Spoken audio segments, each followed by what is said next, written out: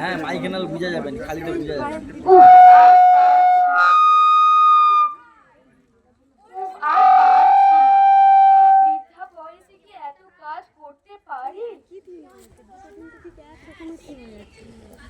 এই যে এত বিড়বিড় করছেন, যে কাজটা করছেন সেটা তাড়াতাড়ি করুন, এরপর তো আরো অনেক কিছু করতে হবে।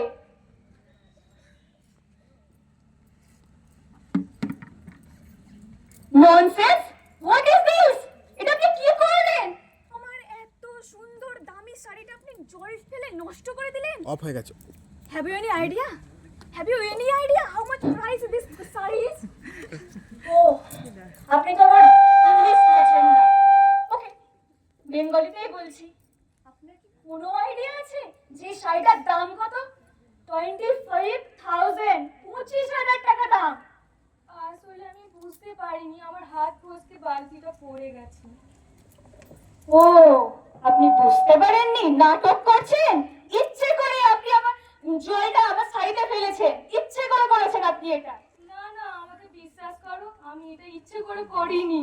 বিশ্বাস করো আমাকে। আচ্ছা ঠিক আছে, আমি তোমার শাড়িটা আর এই জায়গাটা পরিষ্কার করে দিচ্ছি। না থাক, কোনো দরকার নেই, এসব করার কোনো দরকার নেই।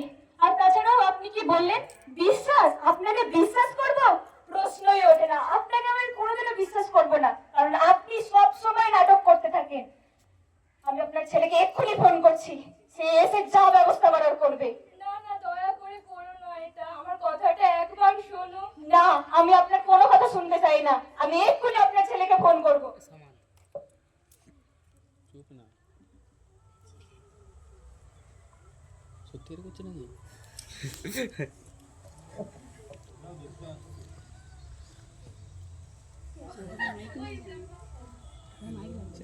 হ্যালো শালিনী, বলো। হ্যালো, তুমি কোথায় আছো বলো তো? শোনো, যেখানেই থাকো এক্ষুনি আসো, immediate, as early as possible, তাড়াতাড়ি আসো। কিন্তু কেন? আমি তো এখন অফিসে আছি। আমি ওইসব কোনো কথা শুনতে চাই না তোমার, তুমি এক্ষুনি আসবে, ব্যাস। ওকে ওকে, আমি আসছি। এই 2 সেকেন্ডে চলে যাবে। এই সামা না, ঠিক আছে ঠিক আছে। সান বেবি, দেখো কি করেছে?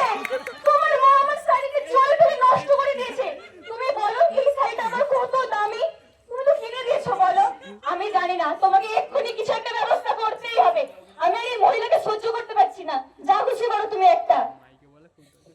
এসব কি মা? তুমি কেন শাড়ি নষ্ট করে দিয়েছো? কেন করেছো এসব? না না, বিশ্বাস কর, আমি এটা করিনি। আর কেনই বা করবো বল? ও তো আমার মেয়ের মতো। আর তুই চাস আমি এটা করতে পারি? What is this? আপনি এসব কি নাটক করছেন? শোনো, ওর কথা একদম ভুলো না, তুমি ওনাকে এক্ষুনি আজই বৃদ্ধাশ্রমে দিয়ে আসবে। আমি কোনো কথা শুনতে চাই না। না না, এরকম করে বলো না তুমি। হ্যাঁ রে বাবু, এরকম করে করিস না। আমাকে ওখানে পাঠিয়ে দিস না, আমি ওখানে একা হয়ে যাব। আমাকে তোদের এখানেই একটু থাকতে দে না। না না, আমি আর একটা কথা শুনবো না। তুমি যদি ওনাকে এক্ষুনি বৃদ্ধাশ্রমে না দিয়ে আসো, আমি বাপের বাড়ি চলে যাব। সেটা কি খুব ভালো হবে? Cool down baby. আর মা, ও তো ঠিকই বলেছে। আমি এত চাপ কি করে নেবো? অফিসের কাজ, বাড়ির চাপ, তার চেয়ে তোমার বৃদ্ধাশ্রমে থাকাই ভালো। আর তোমার অত চিন্তা করতে হবে না, আমি মাসে মাসে টাকা পাঠিয়ে দেবো আর তোমাকে মাঝে মাঝে দেখে আসবো। হ্যাঁ রে বাবু, এই দিনটা দেখবার জন্যই তোকে আমি এত ছোটবেলা থেকে এত কষ্ট করে বড় করেছি। তুই আমার কষ্টটা একটুও বুঝলি না। আচ্ছা ঠিক আছে, আমাকে পাঠিয়ে দিবি বৃদ্ধাশ্রমে, আমি ওখানেই থাকবো আমার শেষ জীবনটা।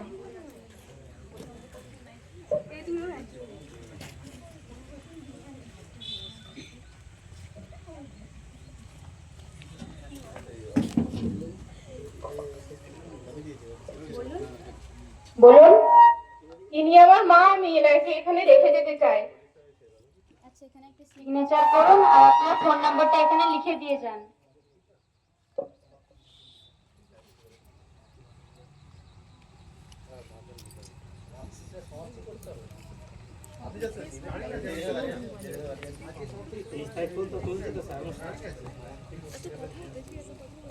ঠিক আছে।